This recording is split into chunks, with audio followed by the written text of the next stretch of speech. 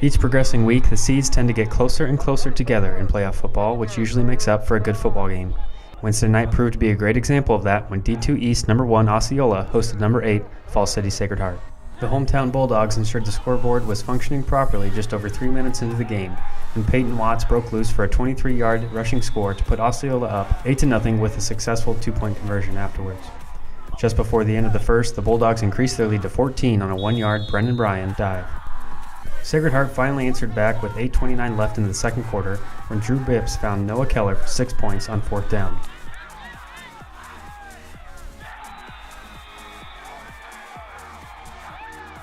A little less than 3 minutes later, the Irish took back possession from the Bulldogs by recovering a Caden Theis fumble. They capitalized on the takeaway 2 plays later with a 48-yard run by Bips. Unsuccessful 2-point conversions on both scores left Sacred Heart trailing 14-12.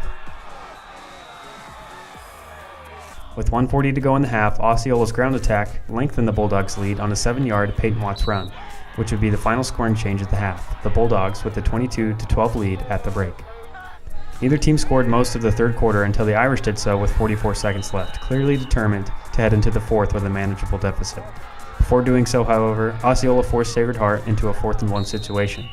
The Irish converted with a QB sneak. Sacred Heart gave the same look on the next 4th-and-1, but this time went through the air to a wide-open Tristan Keithley. With 15 minutes to play, Osceola was still on top 22-18. That changed when the Irish found themselves in the red zone after forcing Osceola to punt on the previous possession. Drew Bips scored on a 1-yard QB sneak to give Sacred Heart their first lead of the game, 26-22, with 6:49 remaining.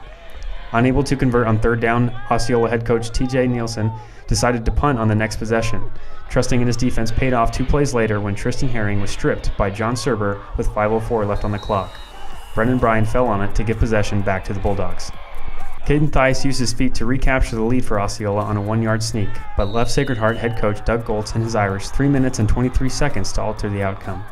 It looked as though Sacred Heart's luck had run out after they were unable to convert using a double pass on 4th-and-1 with 1:49 left on the clock. Conserving his timeouts paid off on the next possession for Coach Goltz, however, when it caused Coach Nielsen to go to the air on 3rd down. Theis's pass was picked off by Herring just 15 seconds after the Irish had lost possession.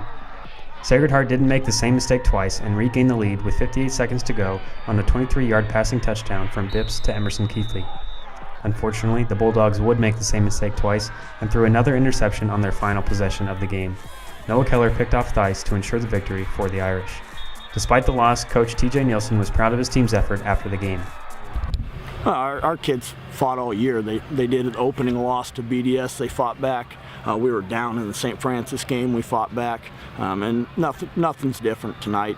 They made a few plays and got their win. It was just a matter of, the game ended when we were down. We never quit though. With the win, Falls City Sacred Heart moves on to the Class D2 quarterfinal round where they will play East number 5 Bloomfield on Tuesday, November 8th. For Striv Sports, I'm Austin Penfield.